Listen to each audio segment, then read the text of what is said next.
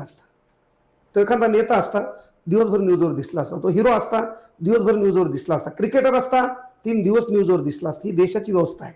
या देशाला कृषी प्रधान म्हणतात. इथं दररोज शेतकरी मरतो, तो कधी न्यूजवर दिसतो. मी तुम्हाला आज सकाळचा किस्सा सांगतो. आधी खेमनार म्हणून मी एक शेतकरीचा पोरगा आहे, युट्यूब आपलं आहे, क्रिएटर आहे, शेतीसाठी लोकांना मार्गदर्शन करतो. सकाळी मला फोन आला, मी आंघोळ करत होतो, अक्षय पळत आला. म्हटलं दादा, अंग थरथर कापते माझं आता ते सांगताना. दादा म्हटलं शेजारच्या शेतकऱ्याने आत्महत्या केली. म्हटलं का रे? शेजारी, त्याच्या बांधाला बांध. म्हटला बटाटा काढलेला आहे, बटाटा तसाच शेतात, कांदा काढलाय तसाच शेतात, आणि वरनं अवकाळीचा पाऊस आला, भाव कमी आहे म्हणून स्टोअर केला होता, थांबवला होता बाजारात द्यायला. अवकाळीने मार दिला काल परवा 2 दिवस, पूर्ण पीक खराब झालं. दोन्ही लेकरं राज्याच्या बाहेर शिकायला येतं आणि त्या बापाने, त्या शेतकरी बापाने गळ्याला दोर लावणं जास्त इझी समजलं बहुतेक आणि केलं.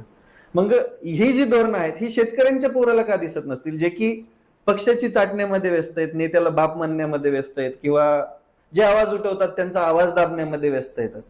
तुम्हाला का दिसत नसेल? तुम्हाला सांगतो, शिक्षणाला म्हणजे ते घटना भेटू, लेकराच्या शिक्षणाचा देखील आपण विचार करूया. त्याच्यासाठी जेवढी तेवढी मदत आम्हाला करता येईल तेवढी आमच्या पद्धतीनं करूया. आपण काय प्रस्थापित नाही, सांगायचं तात्पर्य एकच आहे की मी ज्या व्यवस्थेमुळं तुम्हाला मिटवायचा विचार आला का, ती व्यवस्था मिटून मरा. मी शेतकऱ्यांना सल्ला देईल. तुमच्या स्वतः मरण्या, माझं तर मी पहिल्यापासून सांगतो, मला कायम विद्रोही म्हणलं जातं किंवा शिव्या देतो. मी तर आजपर्यंत शिवी दिली नाहीये. शिवी काय असते हे मराठवाड्यापेक्षा जास्त कोणालाच माहित नाही. त्याच्यात परभणीमध्ये राहतो मराठवाड्यात म्हणजे जगात लोक म्हणतात शिव्या वगैरे. आता झाकण झुल्या, भिकार चोट, हे काय शिव्या झाल्या का? शिव्या ज्या ऐकायच्या या आमच्याकडे. हे मी पोरांना ऐका ना, पोराने हे लाडान म्हणलेला शब्द आहे तो, झाकण झुल्या, बब्या, झाकण झुल्या, दळभद्री, लाडान शब्द आहे. आपण नेत्याला लाडान म्हणतो, त्याच्यात काय हरकत नाही. ते लोक. पण आता मला सांगा, त्या शेतकरी बापाने सकाळी आत्महत्या केली, त्याला मरणाचे भेटणार 1.5 लाख रुपये सर. किती?